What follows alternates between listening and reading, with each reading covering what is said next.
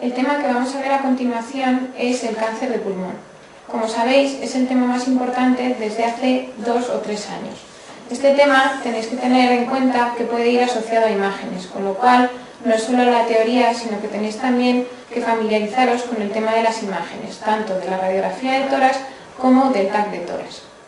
Tenéis también que tener en cuenta que el cáncer de pulmón no se suele preguntar, como otros temas, la teoría sola, sino que suelen preguntarnos tanto que estadifiquemos el cáncer y que lo tratemos, y de todo ello lo tenemos que sacar de toda la información que nos aportan en las preguntas.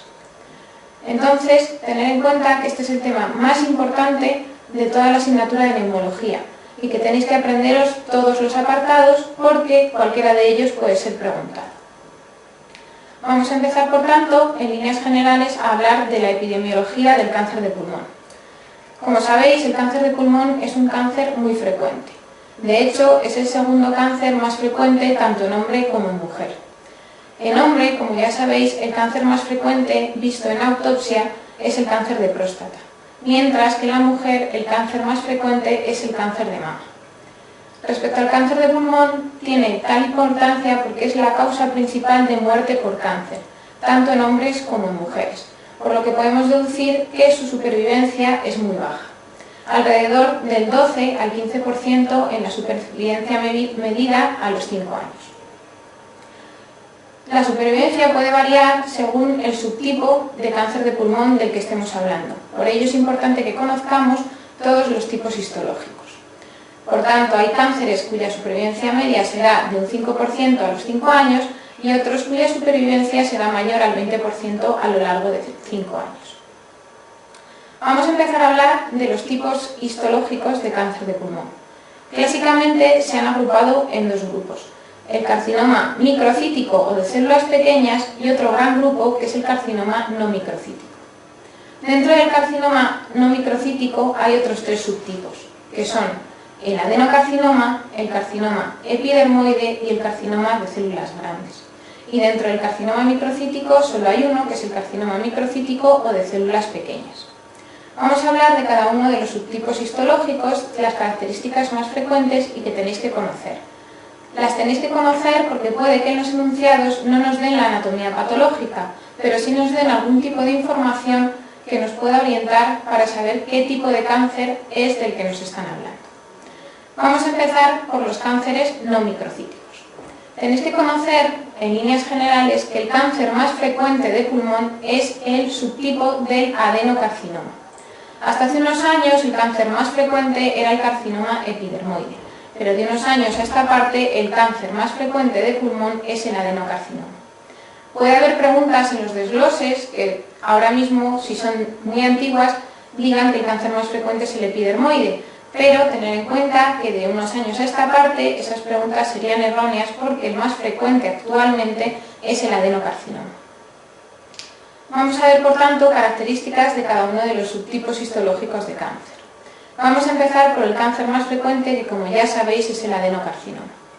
El adenocarcinoma tiene la característica de ser el más frecuente de todos y de que además es el que causa mayor mortalidad de los tumores no microcíticos. El más letal de todos es el carcinoma microcítico, pero dentro de los no microcíticos, el más mortal de todos ellos, el de peor pronóstico, es el adenocarcinoma, que además es el más frecuente. Tenéis también que conocer que el adenocarcinoma es el más frecuente en mujeres. También debéis conocer que el adenocarcinoma, es el tumor de pulmón más frecuente en jóvenes. Y también en la población que padece cáncer de pulmón que no son fumadores es el cáncer más frecuente. Por tanto, en resumen, el adenocarcinoma, conocer que es el más frecuente, que luego dentro de ser el más frecuente es el más frecuente en jóvenes, el más frecuente en mujeres y el más frecuente en no fumadores. Todo esto es importante porque si os hablan en un caso clínico de una mujer no fumadora joven y que padece un cáncer de pulmón, en el subtipo histológico en el que tenéis que pensar es en el adenocarcinoma. Otra característica del adenocarcinoma que debéis reconocer es que si os hablan de una lesión residual en el pulmón sobre la que crece o se asienta un tumor, probablemente nos estén hablando del adenocarcinoma. Por tanto, si por ejemplo nos hablan de una lesión residual de tuberculosis sobre la que crece un cáncer de pulmón, nos estarán hablando, o debemos deducir que nos están hablando de un adenocarcinoma. Esta es la información más importante que tenemos que conocer sobre el adenocarcinoma. Dentro del adenocarcinoma hay otro subtipo histológico que es el carcinoma bronquiolo-alveolar. Este carcinoma bronquiolo-alveolar, que es un subtipo de adenocarcinoma, tenéis que conocer que es el único cáncer de pulmón que disemina por vía broncógena. Por lo tanto, si disemina por vía broncógena, este tumor es el que va a cursar en la radiografía con un patrón alveolar. Por lo tanto, si nos hablan de un cáncer de pulmón con broncograma aéreo, que es la característica radiológica de un patrón alveolar, tenéis que pensar no solo en el adenocarcinoma, sino que dentro del adenocarcinoma el único que puede cursar con esta clínica radiológica es el carcinoma bronquiolo-alveolar. El carcinoma bronquiolo-alveolar, por tanto, si disemina por vía broncógena, cursa clínicamente con disnea, con expectoración abundante y con shunt en el patrón funcional.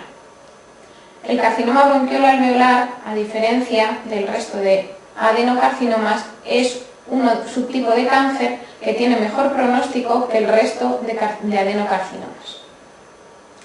El siguiente tumor sobre el que tenemos que conocer algún tipo de característica es otro tipo de cáncer de pulmón no microcítico, y es el carcinoma epidermoide.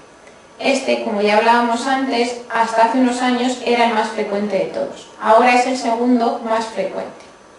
Del carcinoma epidermoide tenéis que conocer que es el tumor que tiene la característica de que puede cavitarse.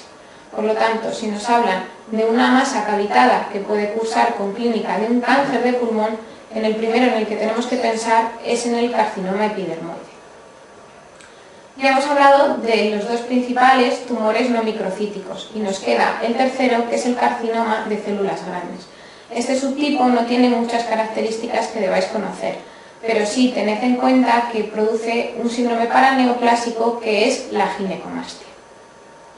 Entonces ya hemos hablado de las características principales de los cánceres de pulmón no microcíticos. Y a continuación del que vamos a hablar es del carcinoma de pulmón microcítico o de células pequeñas. El carcinoma de pulmón microcítico o de células pequeñas es el más mortal de todos los cánceres de pulmón. Es el más mortal porque además disemina rápidamente y es el que más metástasis linfáticas y sanguíneas produce. Y además también es el que más síndromes paraneoplásicos asocia.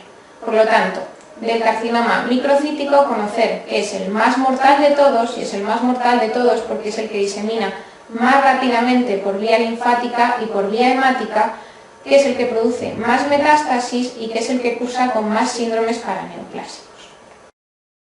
A continuación, lo que vamos a hablar es de la clínica del cáncer de pulmón.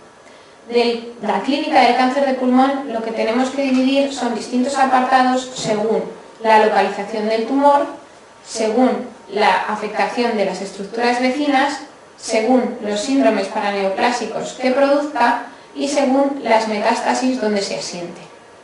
Para empezar, tenemos que conocer cuál es el síntoma más frecuente del cáncer de pulmón. Y el síntoma más frecuente del cáncer de pulmón es la tos. Es por lo que suelen consultar todos estos pacientes.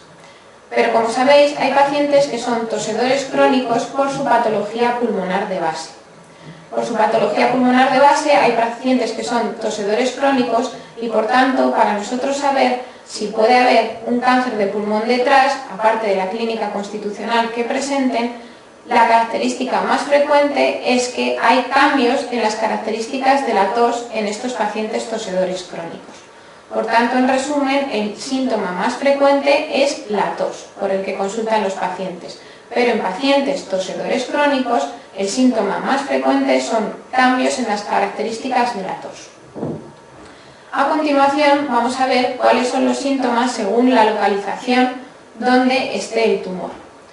Los distintos subtipos histológicos suelen predominar tanto a nivel central o a nivel periférico. Y tenemos que conocer qué subtipos histológicos predominan a nivel central o a nivel periférico. Esto no quiere decir que si lo más frecuente es que el carcinoma microcítico tenga localización central, no pueda localizarse un carcinoma microcítico a nivel periférico, pero sí tenéis que conocer que lo más frecuente es que se localice a nivel central. Por tanto, vamos a empezar por los cánceres de pulmón de localización central. Los subtipos histológicos que suelen predominar a nivel central son el subtipo carcinoma epidermoide y el carcinoma microcítico. Si asientan a nivel central, la clínica que pueden presentar estos pacientes es tos por compresión de los bronquios principales, hemoptisis por compresión de los grandes vasos o incluso disnea que puede originar hasta una neumonitis obstructiva. Por tanto, los carcinomas que se asientan a nivel central, que lo más frecuente es que sean epidermoides o microcíticos, suelen cursar con clínica de tos, hemoptisis o disnea, llegando incluso a producir una neumonitis obstructiva. A continuación veremos los cánceres de pulmón de localización predominantemente periférica, que son el adenocarcinoma y el carcinoma de células grandes. Al asentarse a nivel periférico, la clínica es diferente a la que presentaban los cánceres de localización central. De hecho, la clínica es muy parecida a una neumonía de localización periférica. Por lo tanto, los síntomas de los cánceres de pulmón de localización periférica van a ser, sobre todo, dolor pleurítico, que va a ser un dolor que aumente con la tos y la inspiración profunda, y derrame pleural. Lo siguiente que vamos a ver es la clínica que pueden presentar según la afectación de estructuras vecinas. Si comprimen, por ejemplo, el esófago, la clínica que van a presentar es de disfagia. Si comprimen, por ejemplo, el nervio laringeo recurrente, la clínica que pueden presentar es de disfonía. Si comprimen estructuras óseas, la clínica será de dolor óseo. Y luego hay otros dos síntomas o síndromes que pueden cursar los cánceres según afectación de estructuras vecinas, que van a ser el síndrome de Pancoast y el síndrome de vena cava superior. El síndrome de Pancoast tenéis que conocer que es un síndrome que suele cursar en pacientes que presentan un carcinoma de pulmón en la localización de los vértices pulmonares. El síndrome de Pancoast afecta a distintas estructuras. A la primera que suele afectar es a la primera y a la segunda costilla cervical, y por tanto la clínica que presentan, si están comprimidas la primera y la segunda costilla cervical, será dolor óseo. En segundo lugar, pueden afectar al plexo braquial, y el paciente, por lo tanto, nos contará clínica de hipoestesia o incluso de anestesia del borde cubital del brazo. Pero también afectan al ganglio estrellado, y si afectan al ganglio estrellado nos dan el famoso síndrome de Horner. El síndrome de Horner, como todos conocéis, es un síndrome que cursa con ptosis, miosis, enoftalmos y en ocasiones anhidrosis facial. Por lo tanto, si nos hablan de un tumor que asienta en el vértice del pulmón, que causa dolor cervical, dolor óseo cervical, que cursa con hipoestesia y o anestesia del borde cubital del antebrazo y que cursa con síndrome de Horner, nos están hablando del famoso síndrome de Pancoast, que no olvidéis que el tumor que más frecuentemente lo produce es el carcinoma epidermoide. El otro gran síndrome que se puede originar por compresión de estructuras vecinas es el síndrome de la vena cava superior. El síndrome de la vena cava superior cursa con pacientes que nos cuentan una clínica de edema facial, de enrojecimiento facial, de edema en esclavina, y el cáncer que más frecuentemente de pulmón lo produce es el subtipo del carcinoma microcítico. Por tanto, de estos dos grandes síndromes, recordad que el Pancoast lo produce más frecuentemente el carcinoma epidermoide y que el síndrome de vena cava superior suele asociarse al carcinoma microcítico. El siguiente apartado que tenemos que conocer para conocer la clínica completa del cáncer de pulmón es la clínica que puede presentar el paciente por las metástasis que origine el cáncer de pulmón. Como ya sabéis, hay distintos sitios donde suele tener preferencia y asentarse las metástasis del cáncer de pulmón. El lugar donde más frecuentemente metastatiza el cáncer de pulmón es, y debéis conocer, que es el hígado. El segundo lugar más frecuente es afectación del sistema nervioso central. Y luego también puede afectar a hueso e incluso a la médula ósea, y no podemos olvidar las glándulas suprarrenales. Las características de la clínica que va a presentar dependen de dónde estén localizadas las metástasis. Si, por ejemplo, un cáncer de pulmón metastatiza en hígado, nos pueden dar analíticamente un patrón de colestasis o de necrosis hepática. Si asientan a nivel óseo, nos puede dar clínica de dolor óseo. Si asientan a nivel central, a nivel del sistema nervioso central, nos pueden contar una clínica muy diversa, de cefalea, visión borrosa, incluso crisis epilépticas.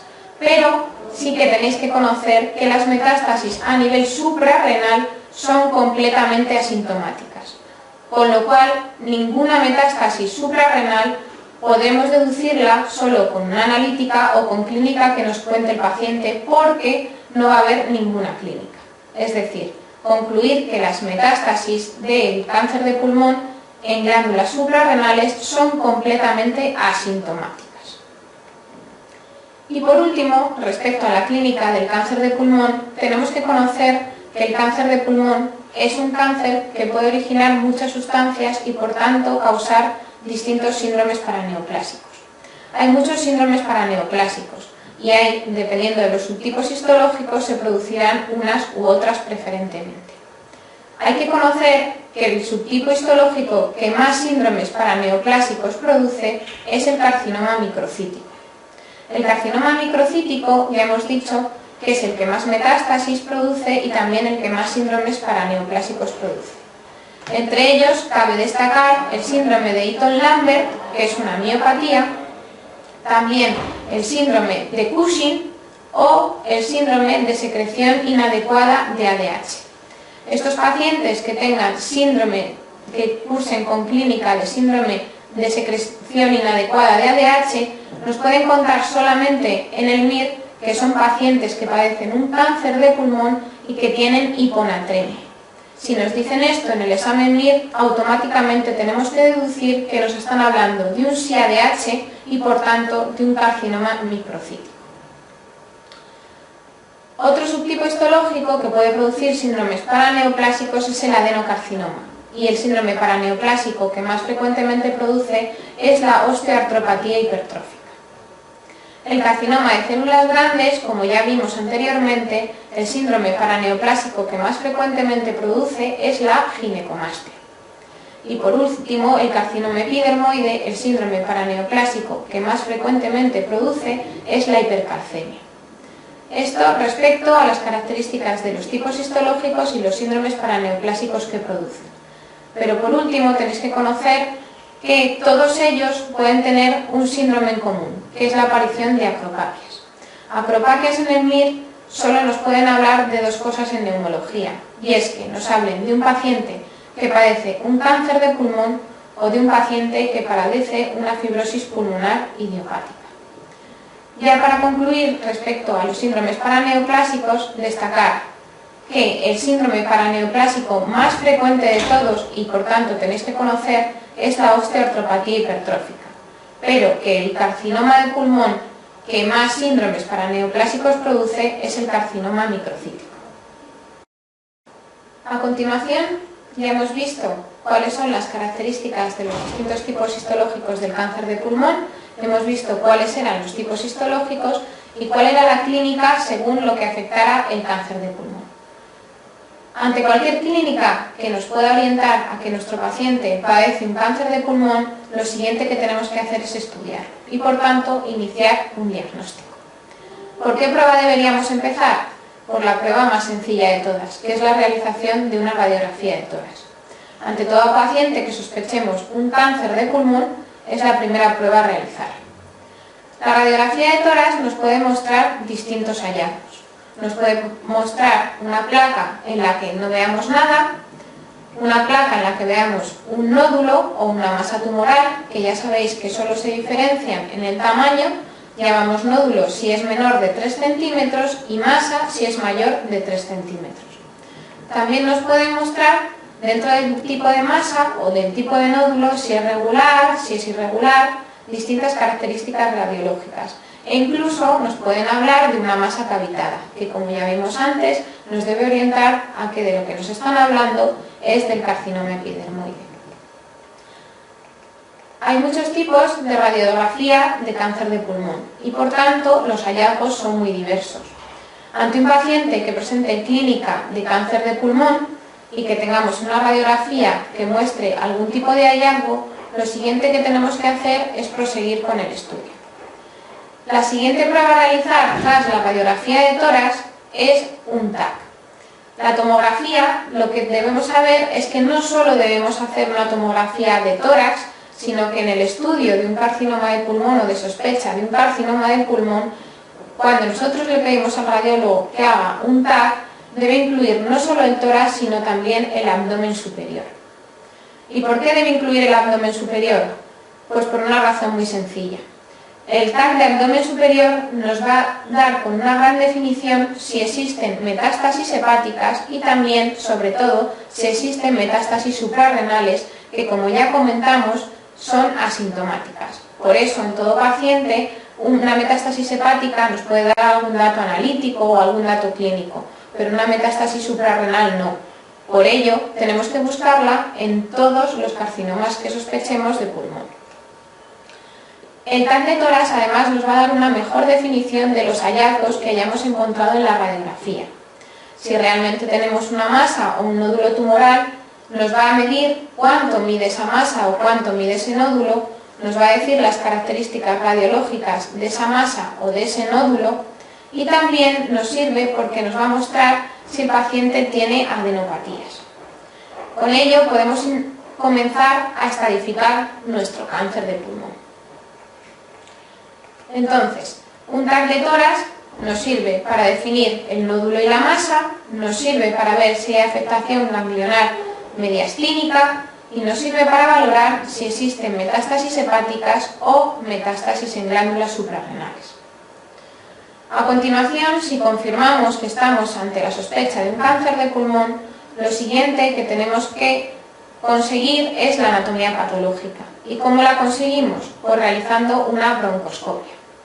Esta broncoscopia, si el tumor es a nivel central, probablemente nos sirva con una broncoscopia que obtenga una biopsia bronquial.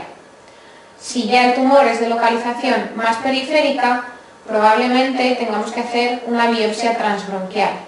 E incluso hay tumores de localización muy periférica a los que no se puede llegar con control tanto con la broncoscopia.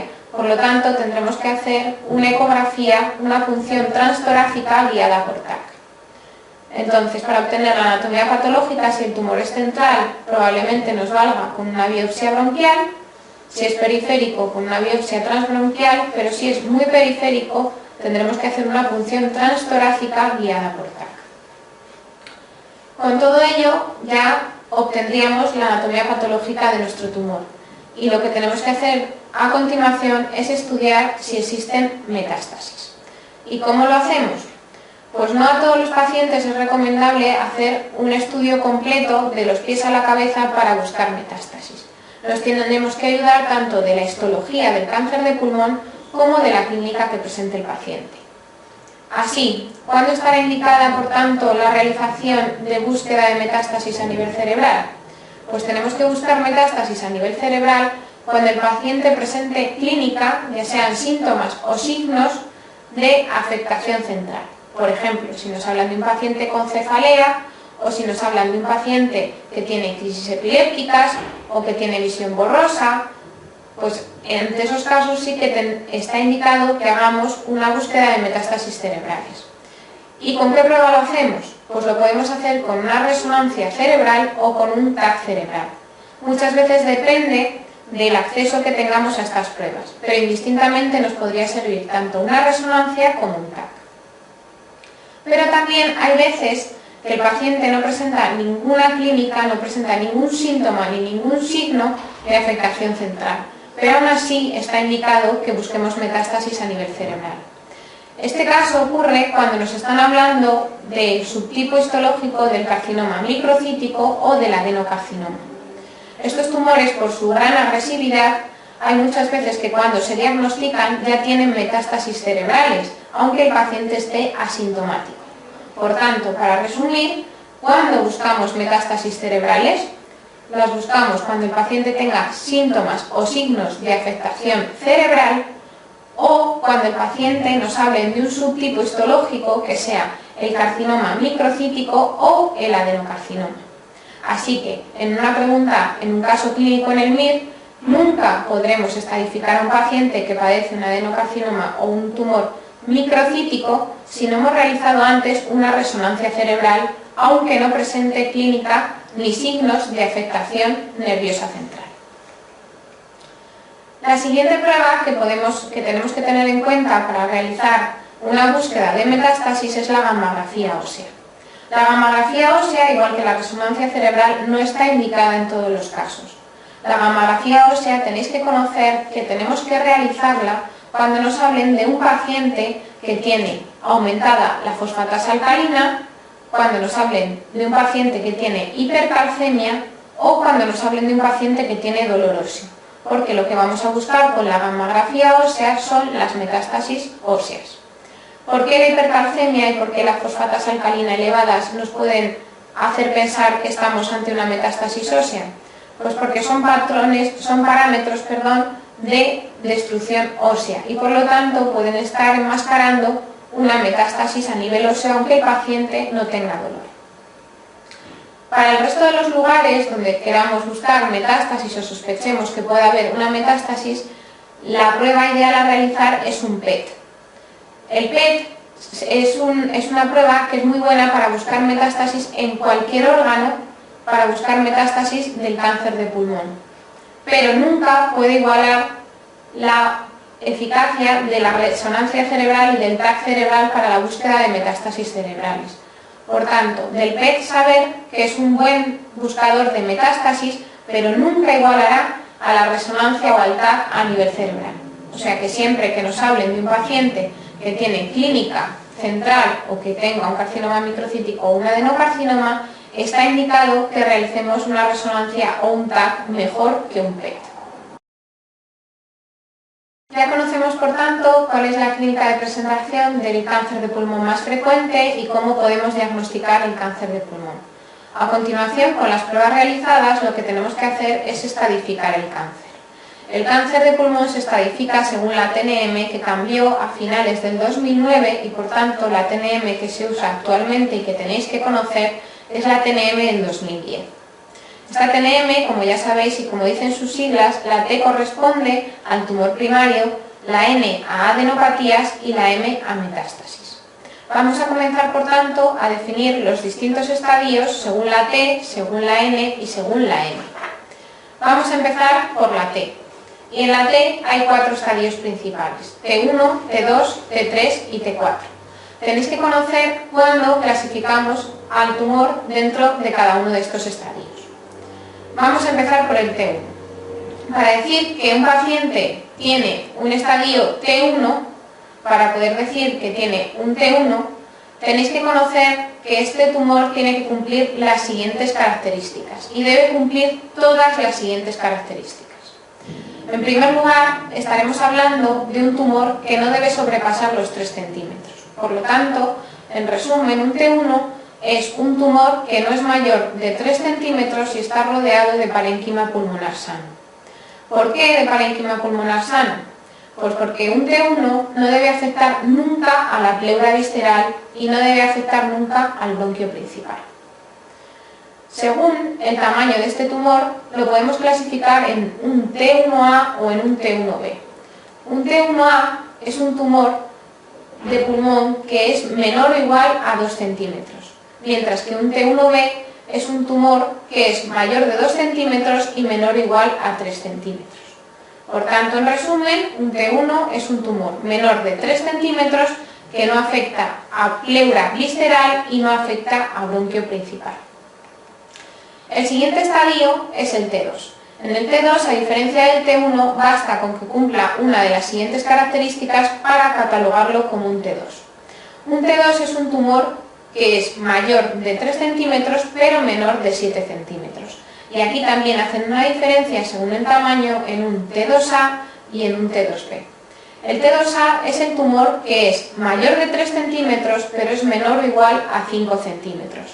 Mientras que el T2B es el tumor que es mayor de 5 centímetros, pero es menor o igual a 7 centímetros. Esta es una de las características que puede cumplir un cáncer de pulmón para catalogarlo como un T2. La siguiente de las características por las que puede ser un T2 es que afecte a pleura visceral. Otra característica es que afecte al bronquio principal, pero que afecte al bronquio principal pero a más de 2 centímetros de la carina. O también podemos considerar que es un T2 si produce atelectasia o neumonía parcial, es decir, una atelectasia o neumonía que no afecte a todo un pulmón y que sea originada por un cáncer de pulmón, se estadifica como un T2. A continuación vamos a ver cuando decimos que un paciente tiene un T3. Un T3, al igual que el T2, basta con que cumpla una de las siguientes características. Y es que si antes el T1 es un tumor menor de 3 centímetros, un T2 entre 3 y 7, un T3 es aquel tumor que sea mayor de 7 centímetros. También lo será, según una regla mnemotécnica, el que afecte a las siguientes estructuras. Y para ello hemos creado una regla mnemotécnica que es dime papá esquizofrénico, que lo que deduce es a qué estructuras puede afectar el cáncer de pulmón para considerarlo un T3. Di de diafragma, si afecta a uno de los dos hemidiafragmas será directamente catalogado como mínimo en un T3. También me por si afecta a la pleura mediastínica. Pa por si afecta a la pared torácica, por si afecta al pericardio parietal o si produce un síndrome de Pancoast. Un síndrome de Pancoast como mínimo es un T3. También si afecta al nervio frénico, estamos ante un T3. Otra característica que puede presentar un tumor que nos obligue a catalogarlo como un T3 es cuando afecta al bronquio principal pero a menos de 2 centímetros de la carina.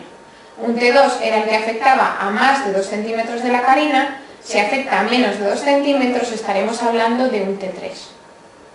También si produce atelectasia o neumonía pero de todo un pulmón. Veíamos antes que un T2 era si producía atelectasia o neumonía parcial, pero si produce atelectasia o neumonía de todo un pulmón, estaremos ante un T3 como mínimo. Y también se puede considerar T3 cuando existe un nódulo tumoral satélite en el mismo lóbulo donde está afectado el tumor primario. Pasamos finalmente a clasificar el T4. El T4 son aquellos tumores que cumplan al menos una de las características siguientes, y es que afecten, por ejemplo, a órganos extrapulmonares, como pueda ser a órganos mediastínicos, y entre ellos incluye cuando se origina el síndrome de la vena cava superior, que recordemos que el cáncer que más frecuentemente lo produce es el microcítico. También se afecta a otros órganos extrapulmonares, como puedan ser los cuerpos vertebrales por compresión, o incluso al nervio recurrente laríngeo. Veíamos cómo si afectaba al nervio frénico se consideraba un T3, pero si afecta al nervio recurrente laríngeo se cataloga como un T4. También se afecta a la carina traqueal o la tráquea. Un T2, recordemos, era si afectaba al bronquio principal a más de 2 centímetros de la carina traqueal. Un T3 si afectaba a menos de 2 centímetros de la carina traqueal y un T4 si afecta a la carina traqueal o a la tráquea. También se considera un T4 cuando existe un nódulo tumoral en el mismo pulmón, pero en distinto lóbulo. Un T3 veíamos que era cuando este nódulo satélite estaba en el mismo lóbulo, en el mismo pulmón, y un T4 es cuando este nódulo está en distinto lóbulo, pero en el mismo pulmón. Ya hemos catalogado, por tanto, a todos los tumores según la T. Ahora vamos a catalogarlos según la N, que es el segundo parámetro a evaluar para hacer la estadificación del cáncer de pulmón. La N se va a clasificar en N1, N2, o N3 o N0. N0 es cuando no existe afectación ganglionar, es decir, cuando no hay adenopatías tumorales. N1 se dice cuando existen adenopatías tumorales, pero son iliares homolaterales, es decir, están en el mismo lado del pulmón de localización iliar. N2 se caracteriza porque nos hablan de adenopatías mediastínicas homolaterales. Y nos hablan de mediastínicas homolaterales, pero tenemos que tener en cuenta que las que afectan a la línea media se consideran N2. Es decir, si nos hablan de adenopatías pretraqueales o de adenopatías subcarinales que están localizadas en la línea media, tenemos que catalogarlas, si son tumorales, como un N2. Y por último, un N3 son todas aquellas adenopatías tumorales que estén localizadas contralateral al tumor primario. Es decir, cualquier adenopatía tumoral iliar o mediastínica contralateral se considera un N3, y también cualquier tipo de adenopatía supraclavicular, ya esté en el lado del tumor primario o en el lado contralateral. Por tanto, N0, no hay adenopatías. N1 son iliares homolaterales. N2 son mediastínicas homolaterales, incluyendo las que afectan a la línea media, como son las pretraqueales y las subcarinales. Y N3 son cualquier tipo de adenopatía localizada a nivel supraclavicular, ya sea homo o contralateral al tumor primario, y también cualquier tipo de adenopatía iliar o mediastínica contralateral. Por último, nos queda ya por catalogar la M. La M se cataloga en M0 o M1. M0 es cuando no hay presencia de metástasis, y M1 cuando hay metástasis. Dentro del M1 hay dos apartados, que son el M1A y el M1B. M1A es cuando se están hablando de metástasis que están cercanas al pulmón, y en ellas incluimos el derrame pleural maligno, el derrame pericárdico maligno, los nódulos pleurales tumorales y los nódulos tumorales en el pulmón contralateral. Esto es lo que corresponde a M1A. Y M1B es cualquier tipo de metástasis que produzca el cáncer de pulmón que se localice a distancia. Y hemos estadificado, por tanto, según la TNM, que es T, que N y que M tiene nuestro paciente que padece cáncer de pulmón. A continuación, lo que tenemos que lograr es conseguir clasificarlos según los estadios para poder establecer el tratamiento adecuado. Y por ello debemos elaborar una tabla en la que incluya en un lado la T y en cada una de las columnas los distintos estadios de la T, teniendo en cuenta que T1A y T1B van en la misma columna, luego en otro va T2A, T2B, en otro T3 y en otro T4. Y en el otro eje vamos a poner la afectación ganglionar, según sea N0, N1, N2 o N3. La M no la incluimos, y la M no la incluimos porque tenéis que saber que cualquier cáncer de pulmón que produzca metástasis tanto a nivel local, si es un M1A, o a distancia, si es un M1B, directamente es estadificado como un estadio 4, que es el estadio más grave de afectación del cáncer de pulmón. Entonces, la siguiente tabla que hemos elaborado según la T y según la N solo puede ser aplicado para los tumores que van desde los estadios 1A al 3B. Entonces elaboramos una tabla como la que veis a continuación y vamos a hacer, según los estadios, según la afectación de la T y de la N, vamos a ver si se afecta y cómo se afecta lo vamos a catalogar en distintos estadios. Así empezamos a ver que cualquier tumor, cualquier cáncer de pulmón que sea N3 va a ser directamente un 3B, pero también se va a incluir dentro del 3B cuando la N es una N2, pero el paciente está ante un T4, es decir, T4, N2, M0, y cualquier N3 es catalogado como un 3B. El siguiente estadio en gravedad es el 3A.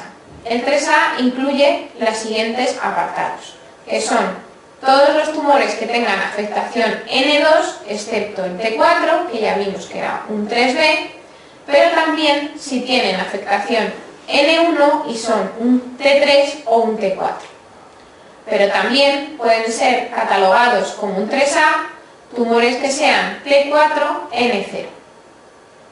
Lo siguiente, vamos a ver cuándo se considera que un estadio es un 1A.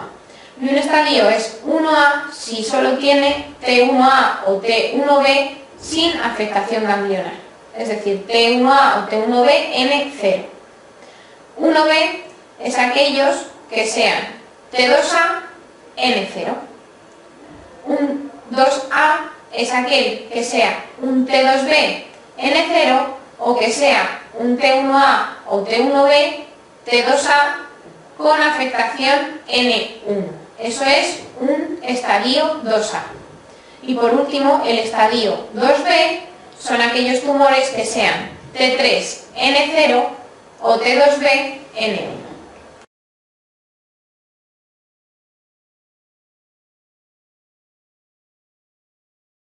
Según estos estadios, ya hemos visto del 1 al 4, debemos establecer el tratamiento, que es lo que nos van a preguntar probablemente en el examen MIR.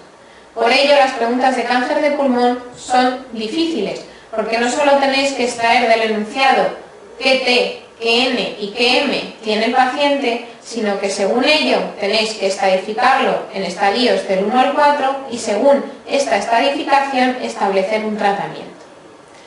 El tratamiento vamos a empezar a verlo. Los estadios más precoces, que son los estadios 1 y 2, siempre se deben tratar con cirugía.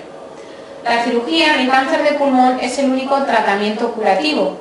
Lo que ocurre es que más del 80% de los pacientes, cuando los diagnosticamos de cáncer de pulmón, están en estadios avanzados, por lo cual muchos de ellos no se pueden operar. La mayoría de ellos no se pueden operar.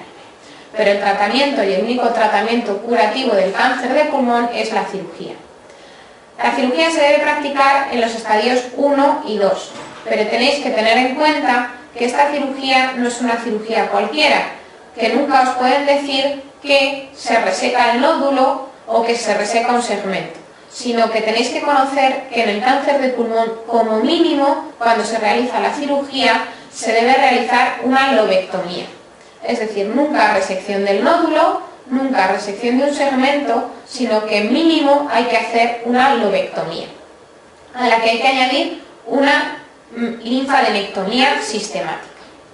Esto lo debemos hacer en todos los estadios 1 y 2. Respecto a la diferencia entre el estadio 2 y el estadio 1, es que al estadio 2 además tenemos que añadirle otro tratamiento. Y este tratamiento va a ser la quimioterapia adyuvante. Esta quimioterapia hay distintos estudios sobre cuándo se debe aplicar al estadio 2. Muchas veces depende de la lista de espera tanto de oncología como de cirugía torácica. Pero sí que es verdad que si realizamos la quimioterapia antes de la cirugía, habrá menos comorbilidad en la cirugía. Pero podemos dar primero la cirugía y después la quimioterapia, o la quimioterapia y después la cirugía. En este dilema nunca os lo van a poner en el examen MIR. El siguiente estadio que tenemos que ver cómo se trata es el estadio 3A. Como vimos, el estadio 3A incluye distintas clasificaciones del tumor. Y así, un estadio 3A puede ser 3A porque el paciente tenga un T3N1. Si estamos ante un T3N1, el tratamiento es igual que el estadio 1 y 2, es decir, cirugía y quimioterapia. Si estamos ante un 3A porque el paciente tiene un T1, un T2 o un T3 con afectación N2, el tratamiento es diferente al T3N1. En estos pacientes, por tanto, que van desde el T1 al T3 con afectación N2, siempre debemos empezar el tratamiento con quimioterapia. Y debemos empezar siempre el tratamiento con quimioterapia, que en este caso será neoadyuvante, porque según la respuesta del paciente a esta quimioterapia, podremos practicar una cirugía o no. Entonces, en estos pacientes aplicamos la quimioterapia. Y si el paciente, el N2, persiste, a ese paciente no le podemos operar. A ese paciente el tratamiento es completar la quimioterapia y añadir además radioterapia. Mientras que si el N2 desaparece, a este paciente lo que tenemos que hacer es una cirugía. El siguiente estadio, que puede incluir el 3A, es el T4, N0 o N1. Ante este estadio, el tratamiento que hay que llevar a cabo es la quimio-radioterapia y luego valoración quirúrgica individualizada de cada paciente. Dentro del 3A, por último, también incluimos el síndrome de Pancoast. El síndrome de Pancoast, el tratamiento que nunca le debe faltar a un síndrome de Pancoast es la radioterapia. Entonces, a estos pacientes lo que tenemos que aplicarles, lo ideal es aplicarles quimio, radioterapia y además cirugía si vemos que el tumor es resecable. Por tanto, ya hemos visto cómo se trata un estadio 3A, según la afectación de la T y según la afectación de la M. Vamos a ver a continuación cómo se trata un estadio 3B. Y el tratamiento de un estadio 3B es la quimioterapia seguida o además la radioterapia. Y por último, el estadio 4. El estadio 4, el tratamiento que incluye es la quimioterapia. Estos pacientes en estadio 4 tienen la excepción que podemos valorar la cirugía si el paciente tiene una metástasis única en cerebro, pulmón o suprarrenal y si el tumor primario es resecable. Solo pueden ser metástasis que estén localizadas a estos niveles, es decir, que sean solo una metástasis y que esté o bien en cerebro, o bien en pulmón, o bien en suprarrenal, y siempre que el primario sea resecable. Nunca se debe operar a un paciente que tiene una metástasis hepática. Lo digo para que tengáis en cuenta que el órgano donde más metastatiza un cáncer de pulmón es el hígado, pero que la aparición de una metástasis hepática nos obliga a que ese paciente nunca se le pueda practicar la cirugía. Y hemos visto, por tanto, cuál es el tratamiento según el estadio del cáncer de pulmón. Ahora debemos conocer cuáles son las indicaciones de la radioterapia, pero de la radioterapia paliativa. No es una radioterapia curativa, sino que va a ser una radioterapia para paliar alguno de los síntomas que produzca el cáncer de pulmón.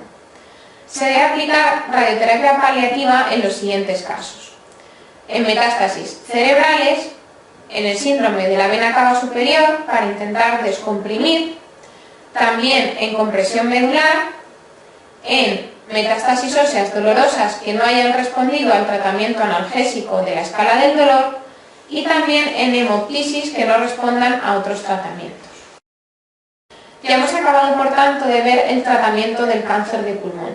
A continuación, lo que vamos a ver es cuáles son los principios de la quimioterapia.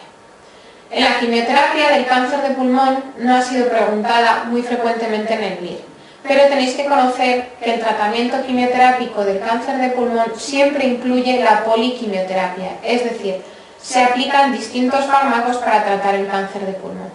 Dentro de estos distintos fármacos, siempre uno debe incluir un derivado del platino, ya sea el cisplatino o el carboplatino.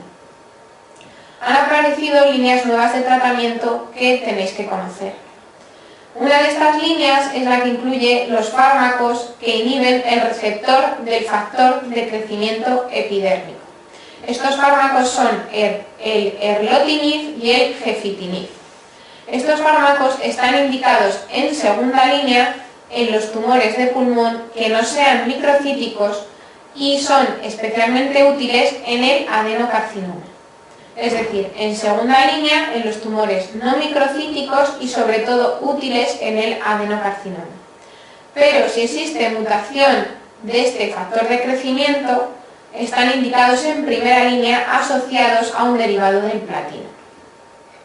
Otra línea de tratamiento de aparición reciente son fármacos que inhiben el factor de crecimiento del endotelio vascular, como es el bevacizumab.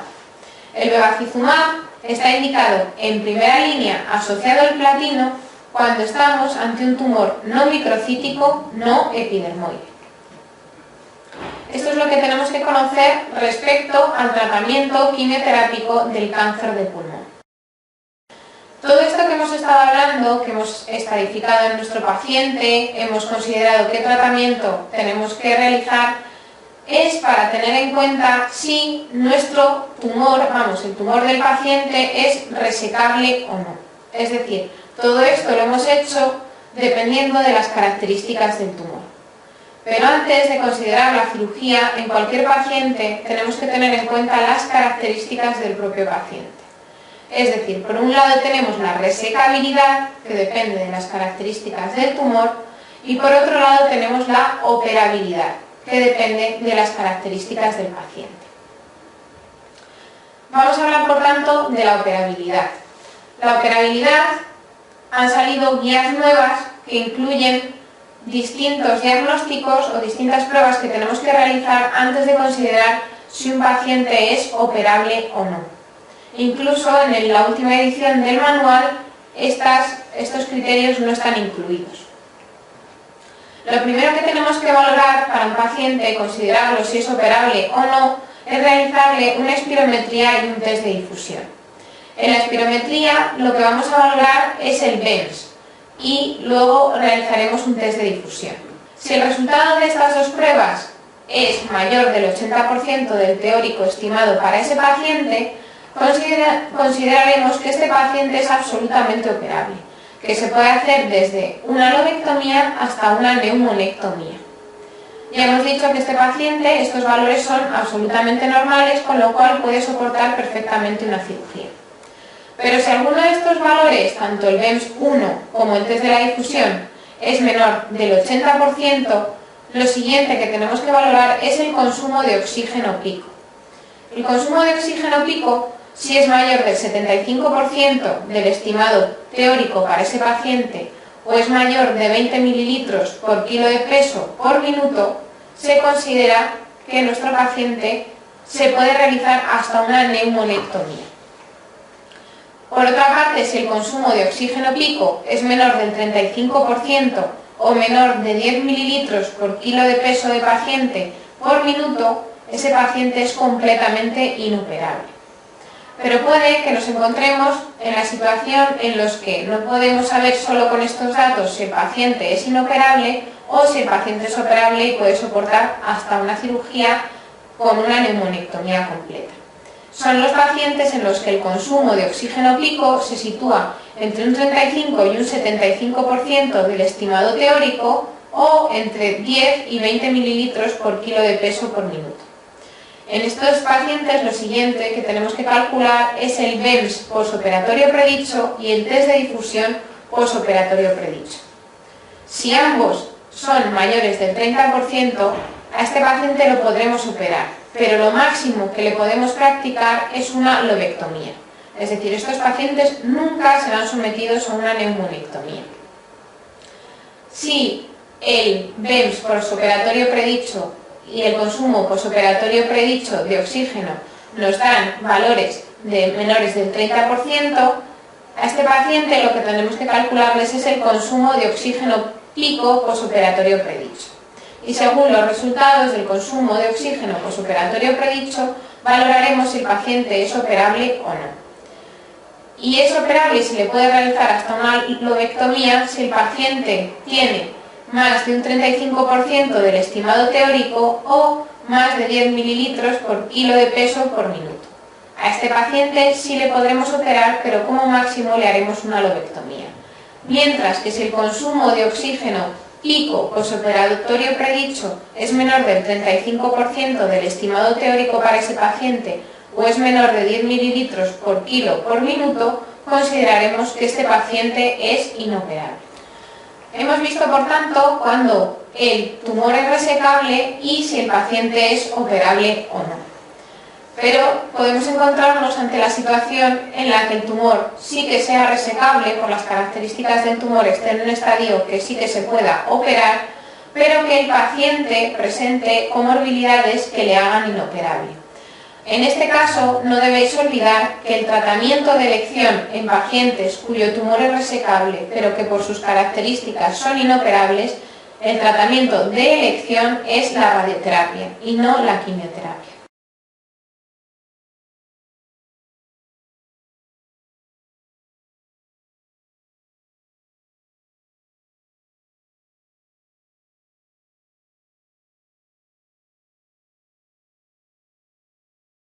Hemos hablado, por tanto, de cómo estadificamos según la TNM del 2010 y hemos visto qué tratamiento aplicamos. A continuación debemos hacer una excepción y tener en cuenta el cáncer de pulmón microcítico. El carcinoma microcítico suele clasificarse por otro tipo de estadificación, que lo va a clasificar según la enfermedad esté localizada o la enfermedad esté extendida. Estos son los dos estadios en los que se puede clasificar el carcinoma microcítico. Y se clasifica en localizada o en extendida según podamos aplicar radioterapia o no.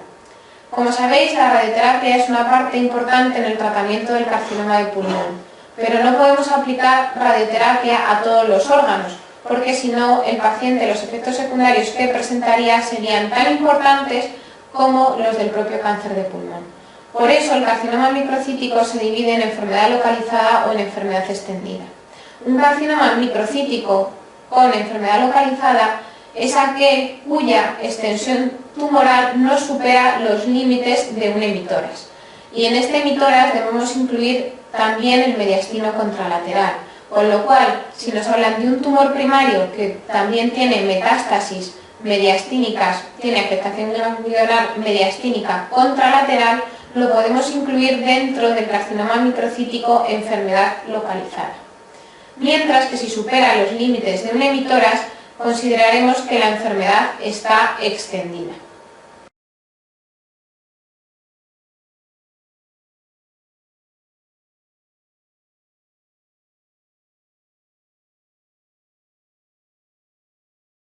El tratamiento, por tanto, de un microcítico enfermedad localizada es la quimioterapia y la radioterapia, mientras que la enfermedad extendida va a ser solo la quimioterapia. Dentro de la enfermedad localizada tenemos también que tener en cuenta una excepción, y es que un carcinoma microcítico enfermedad localizada puede ser también operado. Y puede ser operado cuando este paciente no tiene afectación mediastínica. Y no tiene afectación mediastínica y lo vamos a operar si antes hemos descartado esta afectación, aunque no hayamos visto antes ninguna afectación tumoral en ninguna prueba de imagen. Por lo tanto, a todo carcinoma microcítico, enfermedad localizada que pensemos operar, es obligado que realicemos una mediastinoscopia. Por tanto, vamos a parar un momentito para poder valorar cuáles son las indicaciones de realización de mediastinoscopia. Una de ellas es la que acabamos de ver, y es cuando sospechamos que un carcinoma microcítico lo podemos operar y queremos descartar que no haya afectación mediastínica. En este caso, da igual que las pruebas de imagen no nos muestren adenopatías sospechosas de ser tumorales, porque aunque no nos lo muestren, estamos obligados a hacer una mediastinoscopia. Y la otra causa por la que se tiene que realizar una mediastinoscopia en cualquier tipo de cáncer de pulmón es en aquellos en los que la prueba de imagen haya mostrado un ganglio sospechoso de ser tumoral. Y sospechoso de ser tumoral son aquellos ganglios que miden más de 1 centímetro. Por lo tanto, y para repasar, mediastinoscopia se hace siempre que queramos valorar la opción quirúrgica en un tumor microcítico de enfermedad localizada y cuando tengamos una afectación ganglionar en la que los ganglios superen 1 centímetro y necesitemos saber para estadificar el tumor si esos ganglios son tumorales o son inflamatorios. Volviendo al carcinoma microcítico, por tanto, el de enfermedad localizada se va a tratar con quimioterapia y radioterapia, más menos cirugía, si no hay afectación mediastínica, mientras que el carcinoma microcítico enfermedad extendida se va a tratar siempre con quimioterapia. En todos los casos, ante un carcinoma microcítico, si hay respuesta a la quimioterapia, hay respuesta completa, después debemos llevar a cabo la radioterapia craneal profiláctica. ¿Por qué? Porque los tumores microcíticos ya hemos dicho que son los más agresivos y que pueden probablemente con mayor rapidez que otros producir metástasis cerebrales.